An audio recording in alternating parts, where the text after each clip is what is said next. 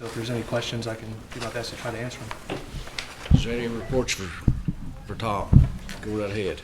Well, we had a nice meeting last month at up at Nycut, and we got a group that are really looking at some of the old unmarked cemeteries around there. Okay. And I'd like to get a sidebar with you after this if we could. Just wondering the availability of the magnetic thing. If we have requests from different organizations, can we bring that to be used, or? That's something we're working through internally. I know that there's been some other interest from other council members, and the way it currently operates, I understand, is that a piece of equipment and the certified operators are working through Diane Kelly's group, but we're having some internal conversations about what we can do to make that more widely available, and I'm certainly here afterward if you want to talk about that in a little bit more detail. That'd be great. Thank you. Any other questions? Yes, I just ma'am. have kind of a follow-up. Is it a matter of not having more than one certified operator here on staff? Is that, I mean, these projects can be pretty time-consuming, and we do only have one piece of equipment that is a little bit old, but the requirements to become an operator, as I understand it, are pretty substantial. So with the renewed interest that we've had on this, we're looking at ways that we can better serve the needs in that role. So it's some programmatic changes might be necessary, and we're talking through that now. thank you, Chad. Chuck. Sorry, I stepped out. Were we talking about the GPR? Yes, sir. I had a feeling that's what we're. Chad's defense, I've been working with him for about 45 days on this, and this is part of what we've talked about. I went down and seen Daryl in his area. We're trying to talk about the TIPO office and the things that, the operations and stuff, and Chad's been more than willing to help, and we've got some ideas that we're kicking around. Again, it's the process. So we're working with the people that do the certifications with that, because we do have that unit, and it's not a huge piece of the puzzle. I mean, to get people certified, it's just putting people in the right place. But Chad's been forthgoing about expanding the TIPO office and getting it where it needs to be, because we did do the act that Mr. Austin did. We are working on the graves, and the only way that me and him see that going forward, and me talking to admin as well, is expanding that TIPO office to where it needs to be, because Miss Lizzie Toombs is very busy to do it by herself. She needs some help, and of course we need obviously funding, and that would be something we have to go back forward to. So that's a process we're working on with that, because we do, as a lot of people in different districts, need the GPR. We do need the TIPO office, especially if we're going to start putting stuff in the act to get them done. And so Lizzie and her other person in the office need some help. But Mr. Harshit is going forward and trying to figure out how to get her help, and so we can supply. I mean, we are a huge nation. TIPO office is a huge role for her to take care of. So with that being said, yeah, the GPR is there. I mean, Mr. Legg had a meeting down there and showed him. So that's where we are with that. So it is going to do it. We're working on the figuring how to do this process and get everything lined out for that. So We have a Chief Black Fox that's up around that area that they don't know if his body's been removed, but it's been tampered with. And one of the ideas was taking this ground penetrating radar just to verify to see, maybe it'll even hit a belt buckle. A lot of times that happens. But this is just some good, interesting stuff that I like. That group of men up there, they have a lot of old family cemeteries that are, some are just rocks. You wouldn't have even guessed it was a cemetery. But it'd be good for us to get involved in stuff like this. Sure. And I know we've done a lot of work evaluating cemeteries throughout the Cherokee Nation, and we have quite a bit of that work that's already been done, but that's not to say that there's not more work that we can do in the future. So I appreciate your interest. Go right ahead. There's that series of booklets about old cemeteries, and it's called Where They Rest. And I think the Heritage Center might have those. It's like a series of maybe 7 or 8 booklets, but that one booklet, it has Chief Black Fox in there.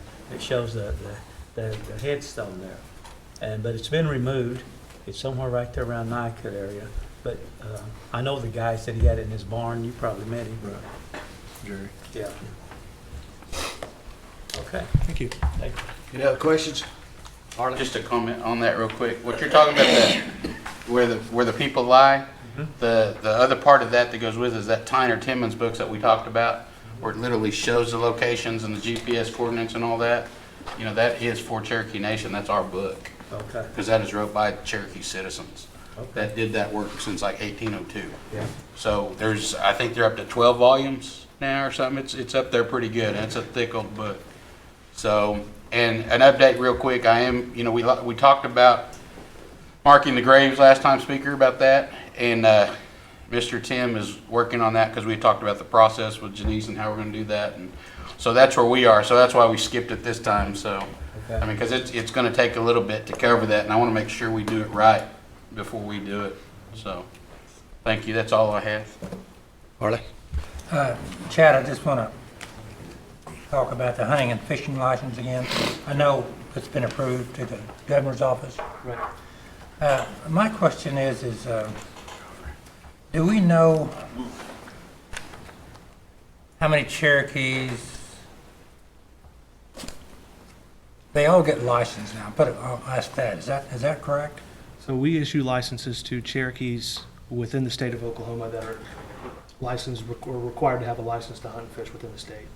That number, as I understand it, is a little over 100,000, but we're working up to 50,000. And I can have more concrete numbers as we go through our latest batch that we prepare for mailing, and I can supplement that to you to let you know exactly where we're at. Okay, and that was my question because, the way the governor is right now, if we buy 150,000 license, that's $300,000 a year. I'm wondering, like, people that are 65 and over, they don't need the license because they get a lifetime license.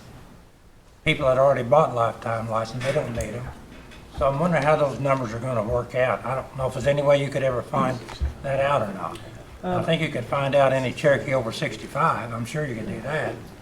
Sure, so after, this will be our 5th year of going into this license, and over that time, we've had the ability to compile data as we've issued license annually. And we do have a data set that we can kind of refine based on matching that with our citizenship database and the license database, and we're working with how we can get some more clarity on those numbers, but that is something that we're working on. Good, because I didn't see any changes in the hunting and fishing license as far as how many deer you could get, or whether if you had a bow and arrow season in that. Sure. But those are something we need to be putting in those licenses, or in the compact, if we're still giving the state of Oklahoma that type of money, where a lot of people don't need it. I don't need the license because I get a lifetime hunting and fishing license.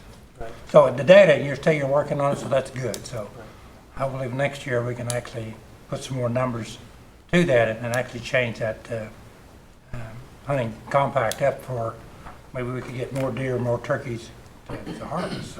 Sure. So the data that you got is great, and we're looking forward to seeing it.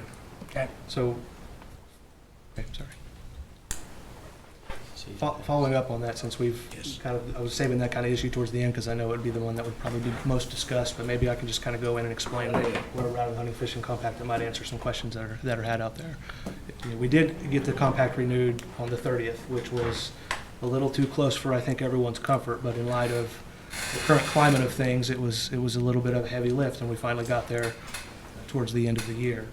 The fishing compact is just a 1-year extension, so it's not a long-term renewal, and we've been working with the state for several months to try to put together something that's longer term, that encompasses some of the priorities now that we've been doing this for several years, and some of the Chief Hoskins' priorities going forward for expanding access and making more licenses more available and more tags more available.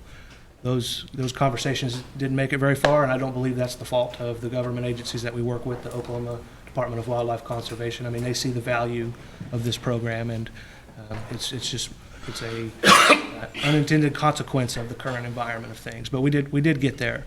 In renewing that compact, we did receive assurances that they would meet with us on a monthly basis to talk about what a long-term compact looks for us and what areas of common ground we could find. And I think that my hope is that we can go into those discussions in good faith. So this is a 1-year extension of the existing compact, but it does have one slight difference. And one of the things that we ask, based on the public engagement that we've had the most common complaint that we received, or the most common request, was how can we make these tags more flexible? The deer tag that we typically offered in years past was one tag limited to deer gun antlered. So that was the only tag that you could use. You had to use a rifle, and it had to be for a buck. What they have agreed to do is give us what I call a universal license, meaning that it can be used for any manner of take under the state regulations, bag limits, and season dates. So that tag could be used for archery doe, archery buck, a deer gun rifle. I mean, it could be used for any tag that you could otherwise get for any type of deer. So that is an improvement in this compact, and it doesn't cost us anything else. And that's one of the areas that we were working towards in those discussions, is how can we make this less rigid, more flexible, and create better access for our citizens. So that is one improvement that we have. My hope is that towards the end of this year, we can have a much different conversation about what a long-term compact looks like, that, like I said, incorporates some of the priorities that Chief Hoskin has tasked me with to increase access. And so I'm hopeful that we'll get there, and I'll certainly keep you updated as we move down this process.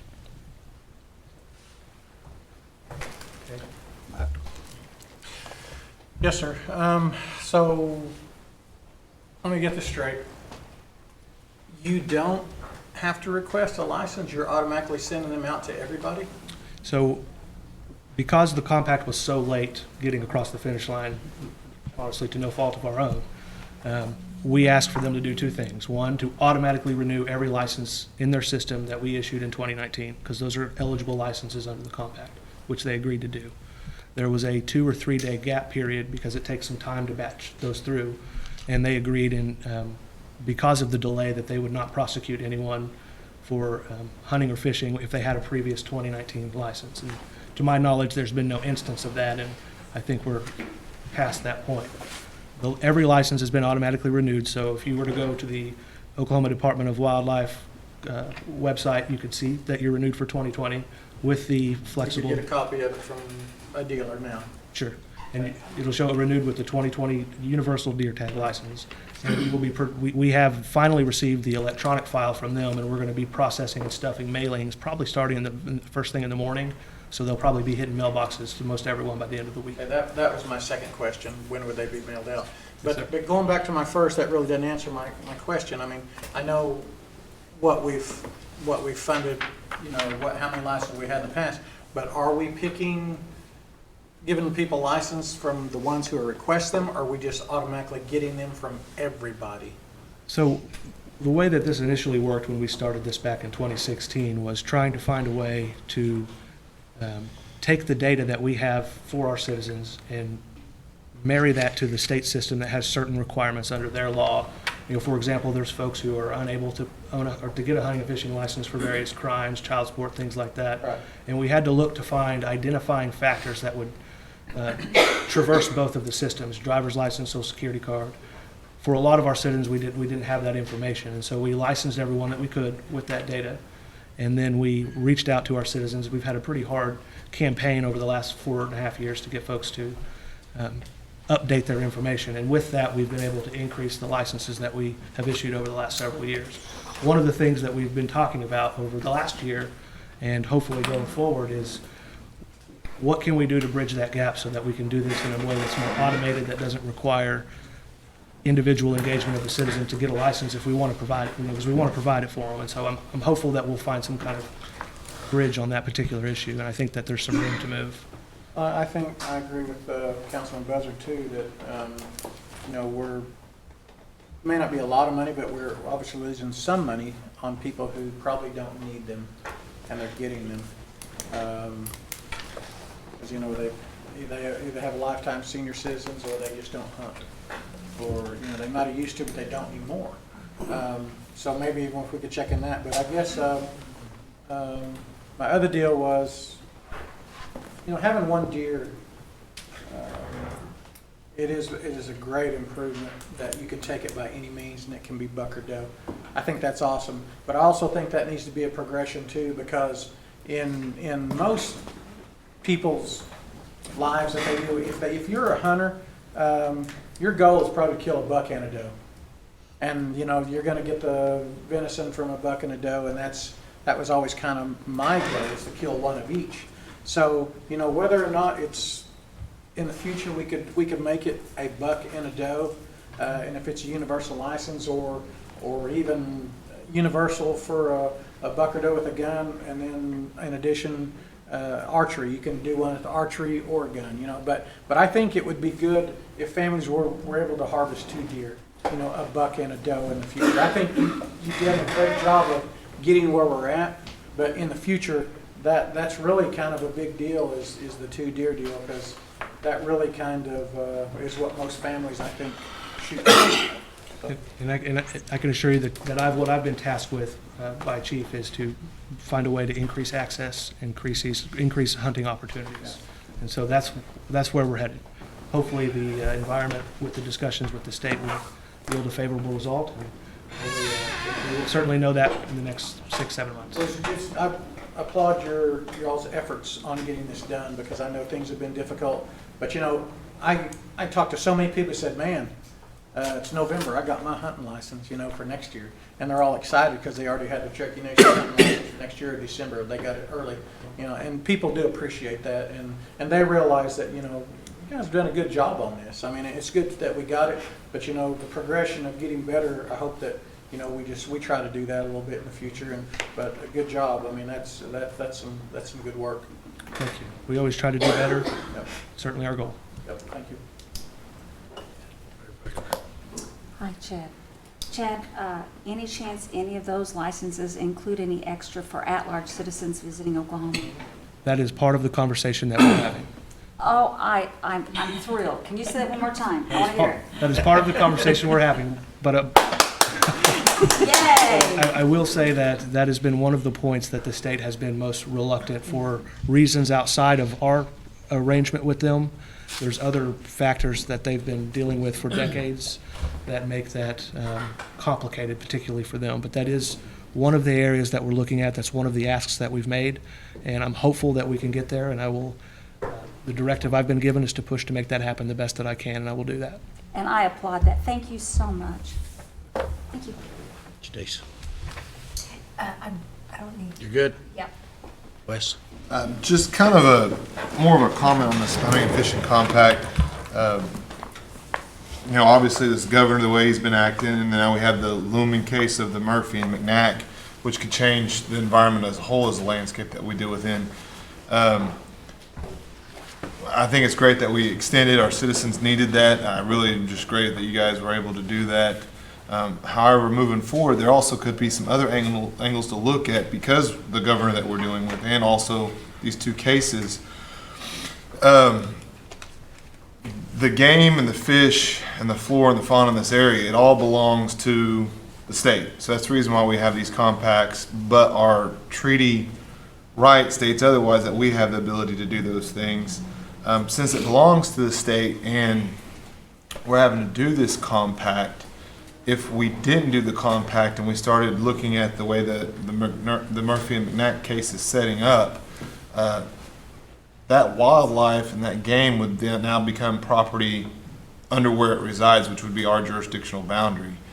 So it's just kind of a thought process going forward of looking out that, hey, we might be able to control a lot more than just adding a few additional tags in a compact, or maybe saving some costs just by looking at it from a little bit of a different perspective. Now, of course, it's kind of a little bit more of a bunny trail that we'd have to go down to show and prove that treaty rights still exist, but that may be something that where we can have a lot more in-depth control over our waters, over our lands, and otherwise. But like once again, I think it's a great thing that our citizens have to know the next 12 months that they're covered for hunting and fishing.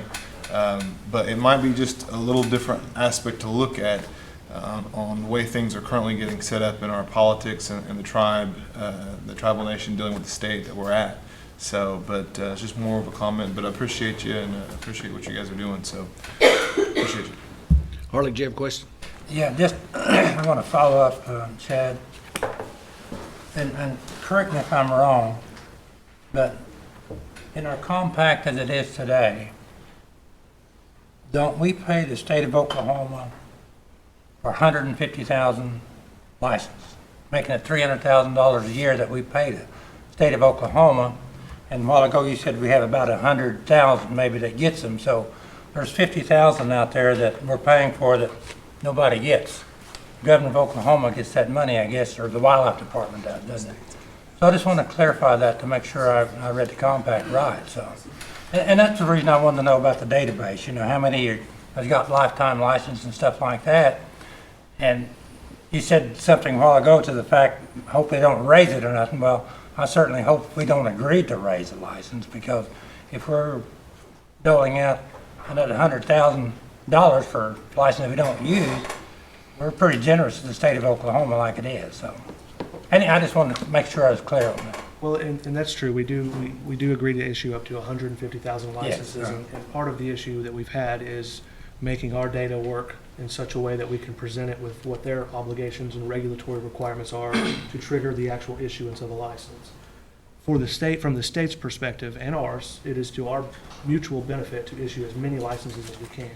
Sure. Because while they may receive a couple of bucks for a license, it doesn't necessarily, for the lack thereof, because we don't have a license, we issue that to them, but it does not trigger the additional, it's between somewhere in $40 and $50 that they receive in federal funding for each license. Yes, I understand that. That is one of the primary points that we're trying to, resolve, because the more license we issue, obviously, the more citizens that we can reach and the more dollars that they can receive, which in turn funds conservation within our area and the state. Yeah, and I understood that's the way it works, because they get, I don't know, $6 or $8 million from federal funds because of that. Okay. All right, well, I understand. Thank you, sir. Any other questions for Chad? So the ones that are returned, the licenses, now, I assume that those are like returned in the mail. Does that go back to the state? No, so we actually issue the licenses here. So Okay. we receive a data file that takes the information that they have so they can automatically renew it in their system. We take that data file and we mail them out personally with our Cherokee Nation seal on them. That was something that was important to us. Any mail that's returned for unknown address would come back to us.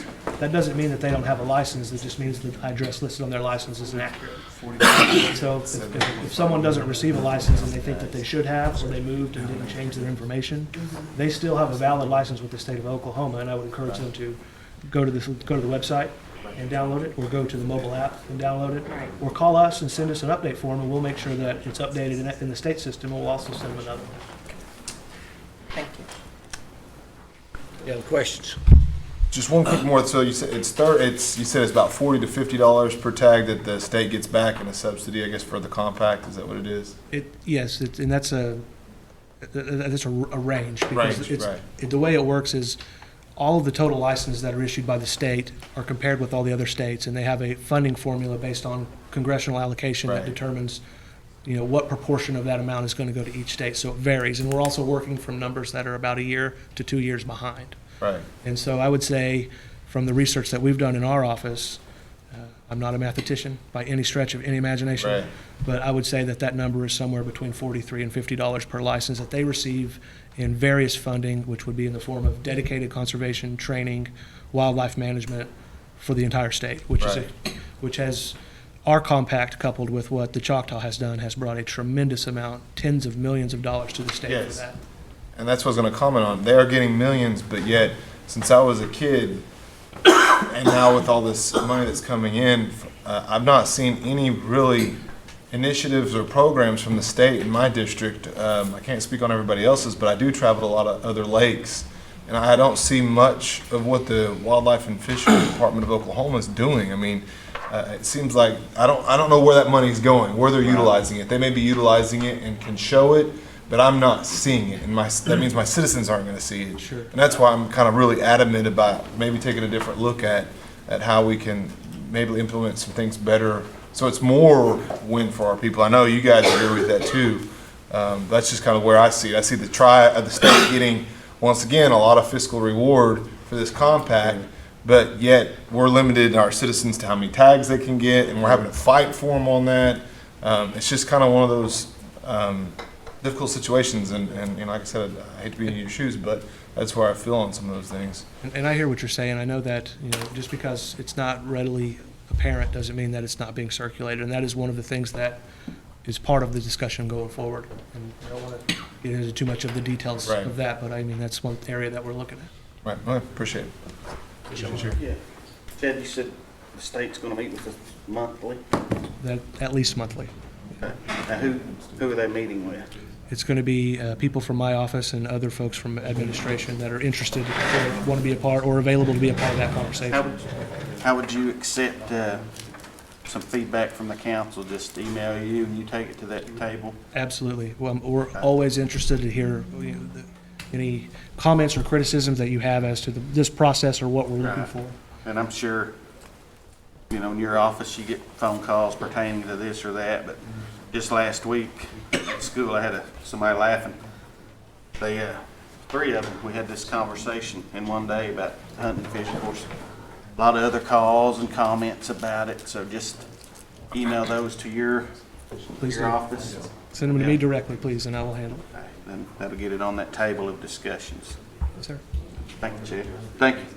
Keith, do you have a question? More comment. The comment came up about what does the state of Oklahoma conservation efforts and so forth do? I know in my lifetime, I can tell you, the opportunity to hunt and fish is dramatically better than it was when I was a kid. Because when I was a kid, there were no deer in Rogers County. You couldn't find a deer within the area. Now, we hunt them with our cars. Some friend or neighbor is hitting one every week someplace in the area. When I was a kid, there were no squirrels around Uligal Lake. Today, they're inundated with squirrels. The proper regulations of not only hunting, but also of the things like conservation efforts and making sure that the chemicals we use and whatnot have had a tremendous impact. And that is the charge of the State Department. So I actually do applaud that, because in my lifetime, the opportunity to hunt and fish has drastically improved in the state of Oklahoma in the areas where I live.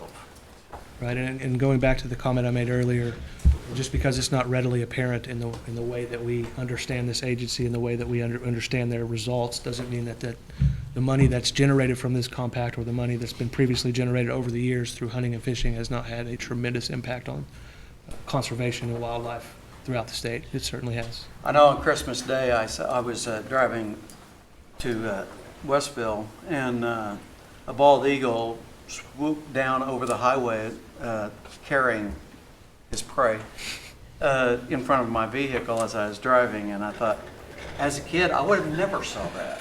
And that's another success story of conservation. Absolutely. That's all. Any other questions? Thank you, sir. I do have a couple of things that I'd like to mention if I could. I know Go right ahead. time's of the essence, but one thing I wanted to mention is in regard to our landfill. I know a month and maybe 2 months ago, this body approved a pretty substantial capital investment for new equipment, 4 pieces in particular. 3 of those pieces have arrived. We're using them. The other piece we expect to have this week sometime. I wanted to say to the body that we appreciate that investment. It's gone a long way to help operationally the way that we work over there. And I know the morale at the landfill has increased dramatically. They're excited to have nice equipment, and it's an investment that is not lost on our group, and it's going to be helpful for years to come.